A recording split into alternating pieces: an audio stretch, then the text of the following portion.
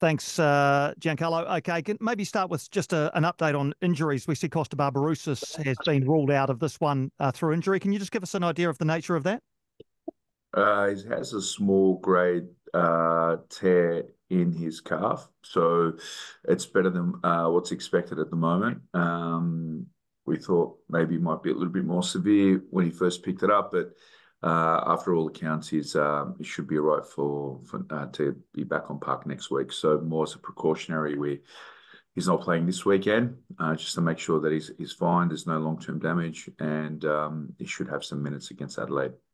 And the guys who have come back in, Rufa, Payne, Fryev, maybe just a summary of where they're at and what minutes we might expect to see from them against Perth. Yeah, I would expect Rufa to play 90 with everything standing as it is. He had his scan on the contusion and there's no structural damage, so he's fine. It's just more about getting him through training and making sure he feels comfortable to start. But he's had 2 sessions now, looks really good. We have another session now, and we'll reassess, and then I'm hoping he can start. BK has been back on feet for 2 days now. He's doing well, better than what we expected. So I'm hoping that he should have some minutes off the bench. And the other one was Payne, and Payne looks fine. He's been running freely, and at this stage, it looks like he should be right to start. All right, and just to complete the medical report, anything else that's popped up? We know Nico Pennington isn't there, Sam Sutton. Are they the only other two apart from Costa who won't be available? Yeah, so Nico still has a bit of a flare up in the fat pad, and just more precautionary. There was no point of risking him coming over, playing limited minutes, and then traveling back. So we felt as though the best option was to have him stay in Wellington and get rehab. But he is suffering a little bit less at the moment, and Suts is doing quite well. So I'm kind of hoping that he'll be available next week as well. Nice. Thanks, Chiefy. I'll pass it on. No problem. Chief, I'll just pick up on a couple, just Oscar and Houston. Like, what is their capacity for minutes going to be this weekend? Oscar Zawada, that is. Oscar Zavada will be a gradual progress like we initially had a month ago. For us, it's more about making sure that we can integrate him into 90 minutes over a longer period of time, as opposed to just spiking his loads and putting him at a risk that he can re-aggravate injury. So for us, it's more important about just that management. So I mean, he can play, I think up to, 45 minutes, 60 minutes, but I think that puts him at a high risk. So it'll be integral with him. We gave him a little bit of time on the weekend. The idea is to just build a little bit more for this game. And Houston's the same. We're building Houston as well. That's going to take a bit of time. Again, if you ask the players, they're happy to play 90 minutes, but it's too much of a risk at the moment. It's more about making sure that they're ready to play 90 in the next couple. So that's the approach we're taking with those two. The final third of the regular season starts this weekend. You're top of the table, 5 points clear. What is it that you've seen so far from this team that, makes you believe you can go on and win the club's first silverware, whether that's the championship or the premiership or even potentially both? Yeah, look, again, I don't want to get too far ahead of ourselves because I know it's cliche, but what's worked for us at the start and what's working for us now is making sure that we go game by game and we focus on the stuff that we can control. I think it's worked well to this date. And again, if you're starting to talk about championships and expectations, it creates an extra layer of complexity that, unless you do it, then, you know how to manage it, where I feel like we need to be really, really smart and just take every game as it is. And then where we fall, we fall.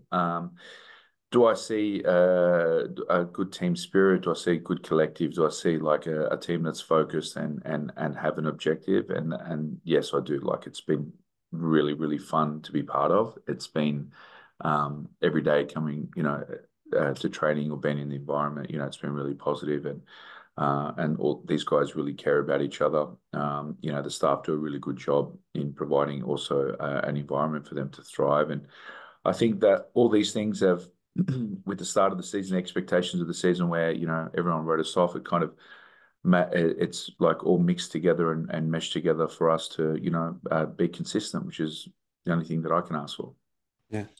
At least externally, it feels like last Sunday's win was different to the 9 that came before it. It was a big one given the absences, the late sort of drama in terms of Alex Rufa.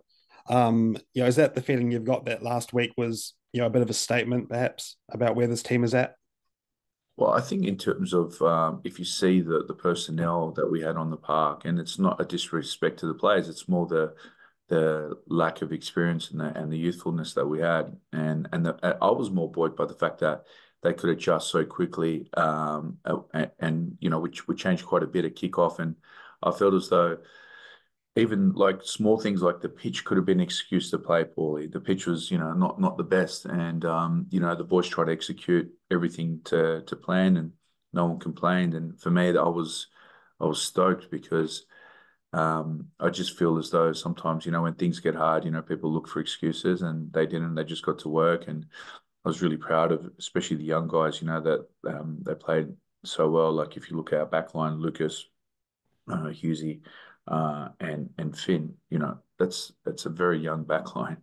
Oscar as well. It's crazy to think that, that was they were starting, and we got a result against the third place team in the ALeague away from home. So I was proud of that win. Oh, I mean, I'm proud of all the wins. Don't get me wrong. 3 points is 3 points. They all have the same value, but no, it was really nice, especially backs to the wall. We defended quite well. We stuck to what we know, how we train, and that's very, very important. I've got a couple of Vorman stats for you, but I'll let the others Sure, take their turn first, and I'll swing back around at the end. Gordon or Ben, do you want to jump in? I'll jump on if that's all right. Hello, Giancarlo. I hope all is well over there in Perth. I just wanted to ask a couple of questions, if that's all right. One of them was a bit focused on the on the youth, and Isaac Hughes did a media conference the other day and spoke about some of the work that he's done with Scott Wooten. And I just wanted to ask, how important is it having guys like Scott and David in your team, guys who have a lot of experience, to really mentor some of these young guys on the team and give them a bit of experience and help them grow? I think it's an essential part of a healthy and functioning team, Ben. I think that if you don't have the senior players mentoring the young players coming through, then I think that says something more about your culture. And it's not that we force the players to do it, to say, look, you need to mentor these boys. It's something that, I think that the senior boys who respect and want something bigger than just what they can contribute will do. I think if you look at all our imports, even like players like BK as well, who he'll try and guide some of these younger players as well. But Scotty, David, I think Roofs is doing a great job of doing it this year. Paney as well. All these guys, and I think Costa for me is a big one as well. More about giving advice and just showing good temperament as the week goes on, and how professional she'll act is invaluable. So it's a really good. I think it's a really good mix of older players and younger players. To be fair, I think it's equally dispersed right across the group. It's not top heavy. We've got a lot of young guys, got a lot of senior guys, and we've got a nice mix in the middle as well. So. You got some introverts, some extroverts as well. So it's a good balance. But I think it's important for any healthy team that everyone's leaning on each other, because at some stage they're all going to rely on each other. Yeah, and I think just touching on that again as well, because I guess you saw you in that game last weekend how when you were down on players and that, you did see those young guys really step up and grab the most of that opportunity. Yeah, look, again, we even though a lot of these players are in direct competition with each other for spots, I think collectively, everyone understands what the end goal is, and that performance is the most important, and that what we do on the park is the most important. So, for me, it's the senior players lead by example. The young players take that on board, and then when they have the opportunity to play, they just follow in those footsteps. I just got one more, if that's okay. Sure. I jumped on that Hurricanes presser the other day, and Clark Laidlaw, of course, Hurricanes are over in Perth as well, and he said that hopefully you guys get a chance to catch up and possibly go to each other's games. Did you get a chance to have a catch up with them, and you planning on heading along tonight? Yeah, so the staff, bar myself, all made it for their catch up for dinner. I was a little bit busy, unfortunately, and then we'll be going to the game tonight. So it was good for them. I know they've networked quite well. It was good to actually get away from the NZCIS, where it's just all about work, and they spent some time together, and yeah, it was good. It was good for them. Cool. Thanks so much. No problem. You want to jump in, Gordon, or otherwise Andrew or Piney can jump back in? Go for it. Yeah, I'll go. Chief, if you look back over the last 8 seasons, there's been 89 different seasons for individual teams. In terms of you guys this season, your shots taken is ranked 87th out of those 89 teams, per game. The shots you're conceding, you're ranked 87th out of those 89 teams per game. That's pretty startling when you consider you're still at the top of the table. Mm-hmm. I mean, you would have looked at numbers like this. You know that on a per game basis, you're not taking heaps of shots, you're conceding quite a few. But what is it you're doing with the football that you're actually playing out there that means that that's not, I guess, perhaps translating to the opposite results from what you are getting? So, it sounds like you're saying that we're a bit lucky.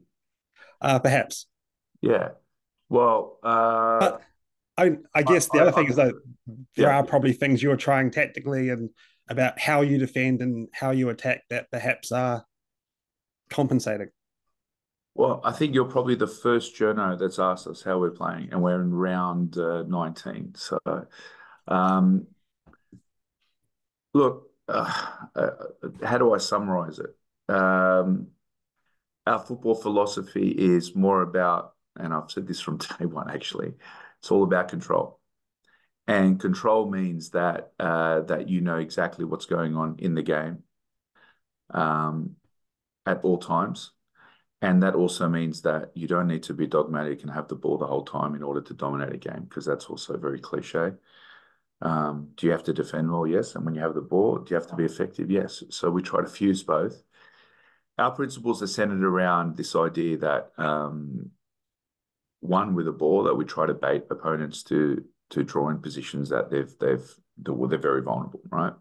And because we have very effective counter-attacking players that can run with the ball and players that can progress the ball quickly, once we break lines, we use that to effect. So we try to bring and draw teams in with a press, and then that gives us opportunity to attack.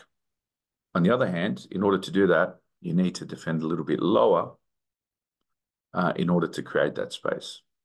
Now, when you defend in a low position, that also means that you need to be set up quite well and restrict opponents to chances that are clear and open chances. Do we concede a lot of shots? Yes, we concede a number of shots. But again, they're all in controlled positions. If you have a look at most of the shots, they're block crosses. They're never clear in behind the defense.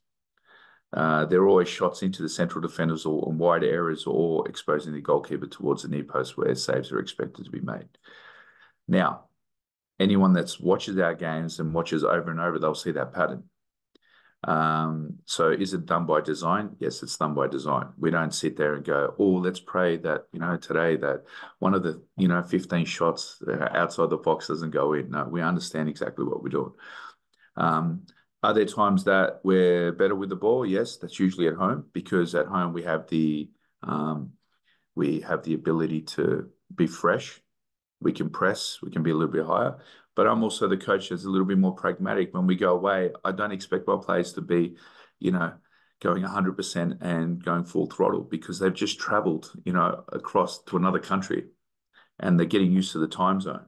And these are things that I think people have failed to realize, that, any sort of disruption to your normal routine causes you to have to adjust. And I think that that's one thing that we're very mindful of, or I'm actually overcautious, maybe a little bit more overcautious than my staff, and I overplay it because I just go off what I feel.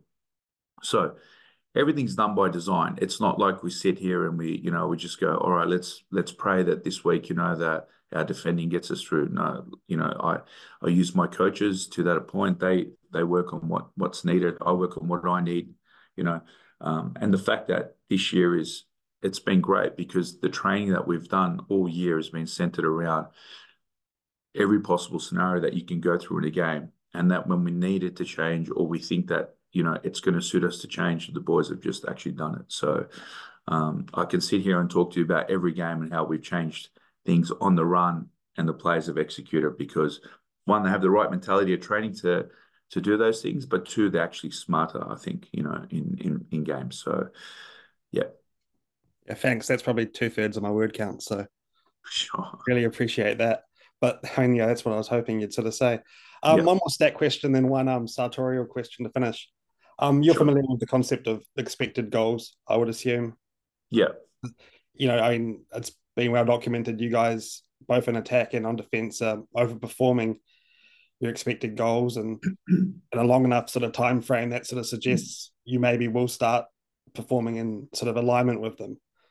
What do you sort of think about what may be coming up for this team? Do you think that the way you're approaching things perhaps is creating a scenario where you can sort of sustain that overperformance in similar areas? Yeah, look, if you're my honest take on all this XG and stats and all that, I think they'll give you a picture without giving you the detail. All right. And so, if a team has, 20 shots in a game compared to a team that's had two, the team that's had 2 shots could have scored 2 goals and it's just defending. And the team that has 20 shots, may have had all those shots from areas that they've never scored from before. So who's the dominant team? So when it comes to these stats, I just kind of feel like it skews the picture, gives a narrative that might not be there. It's like possession, right? So if a team has more of the ball, 60% of the ball against a team that's 40, but the team with 40 has had the better chances, who's more effective? And when have you scored? Like the other team might just drop off. So I just like, this idea of XG, let's say we go and win the comp at the end of the year, everyone's going to be going back into our stats and looking and trying to work out why the XG was like that, or they'll come up with some other take on, the effectiveness, or who knows, So I don't play into any of that. I don't look at that and go, we need to be better here, or, we need to defend more crosses here. No, we have a certain model that we like. We stick to it. We try to refine it. We work it to the best of what our players can execute. And then if we feel like it's not working, we'll lose. I think that's the best gauge. And, if someone simply looked at the XG this year, looked at all the stats as well, and they would have placed us on the table, I think the joke really is more on them if they don't watch the games, So I know it's I'm a little bit all over the shop here, but I just think that there's too much overplay. Like I look at the Melbourne victory game when we played in Melbourne. I thought we played quite well. We didn't have one shot all game, but if you look back on this, if you look back on the chances, Victory had 2-3 big chances in the first half, but we had actually better territory and better opportunities to score, and we scored off an own goal because of that pressure. Now, the stats won't tell you that. The stats tell you that they had 18 shots, we had 0 shots, but we still drew the game. No one gives us credit for that. So how do you quantify that?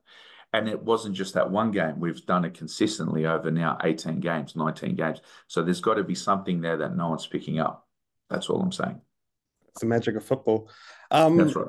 Can I just double check on Nico? Is he like Suts and Costa? He could be involved next weekend, or is it too unclear? Yeah, so at this moment, I'm hoping that it will be integrated with some minutes. I just don't know how much and for how long. And then the clothing question, it was mentioned in commentary on the weekend. They said that when you lose, you throw out your outfits from the shirt. You've only lost twice. Is that true? Yeah, that's right. Oh, well, I don't use the shirts. Yeah, I don't. They're gone. They're for the scrap heap. Have you repeated an outfit yet this season? Good question. No, so if I have, there would have been a different combo with pants and Yeah, I've used the tan shirt a couple of times, I think. Yeah, The it's, purple polo was eye-catching. you like that. Yeah. Uh, And my mum hated that, so I can't use that anymore. do you And have an so half of official Twitter as well. Yeah. do you have an official Yeah. menswear supplier, or are you looking for I'm one? using Rembrandt at the moment. I'm still working through my my sponsorship. So yeah, I'm hoping that they come to the Yeah. party. So but no, but they're very good. I like Rembrandt. Rembrandt. Yeah.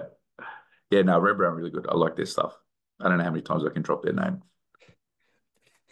Cool. Thanks, Chief. Good Yeah, luck no tomorrow. problem. Chief, Thank you. Chiefy, can I just pick up on something that you said before? Is that all right? Yeah, sure.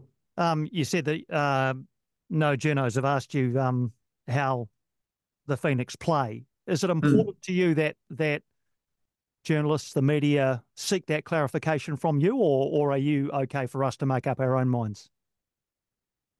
No, I think the media is going to see it the way they see it. That's no problem. But I don't think anyone's actually sat down with me and try to detail what we're trying to do.